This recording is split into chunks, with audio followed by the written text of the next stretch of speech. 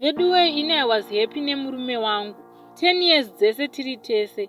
Then akazoita friend yaaita nayo business yaimuti usafambe nemukadzi uyati tandare kunotandara vamwe varume. Musi waakatanga kunonoka kuuya ndakanetsekana ndikafonera shamwari yake iya ikati siyai murume atandare nevamwe ndosaka musina mari nekuti murume wenyu anongogara ainemi.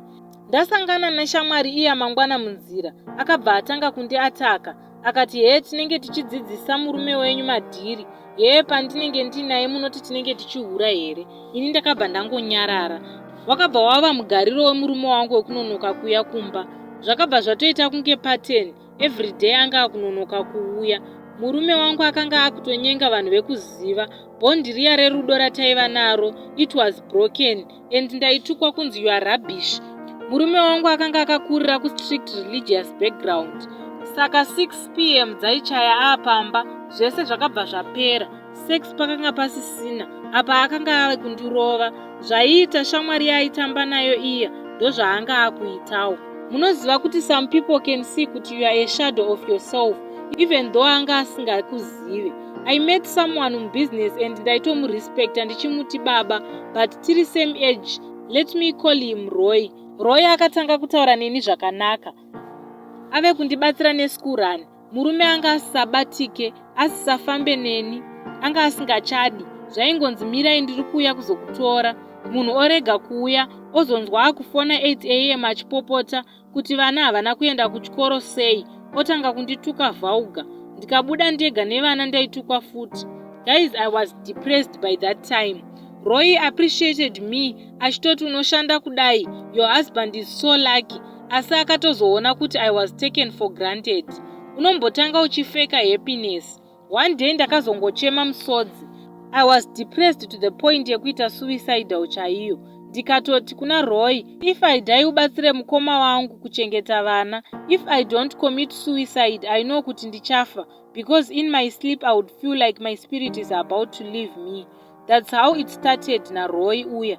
There was no barrier, no secrets between me and Roy. Apa aive single. Nyaya yekusapa vakadzi attention iyi. The first day I kissed Roy is the first day I slept with him. And I had never felt like that my whole life.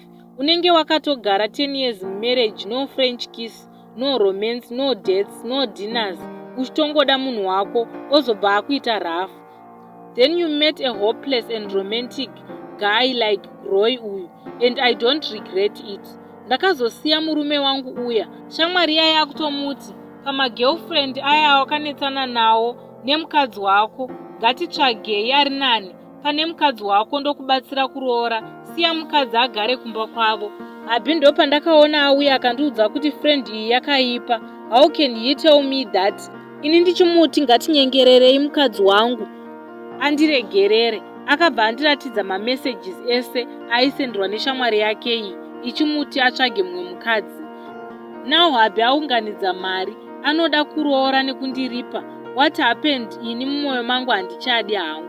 But I regret kunyarara. The first day friend and Habi disrespected me. And I asked myself kuti dai ndakagara ndakashowa discontent and intolerance, ndakapeka bag, maybe dai tisina kuzosvika patave now. Habi has been trying to reform, suggesting counseling asi ini mwoyo wangu wasviba handichadi hangu. Munoziva unenge wadanana nemunhu uchiti uyu ndewangu, haandidai, iye ozodaro, unobva watosviba mwoyo zvachose. Munhu wandanga ndaziva for almost 12 years, takagara zvakanaka before zvima hangouts izvi. We were so good together. Paakatanga zvima hangouts, that's when everything changed. And that's when I changed too. Some people are sent into our lives to destroy. Kana munhu achiuya nenhoroondo, vanhu pamwe you will be with such friends or relatives, it might lead to a situation like mine.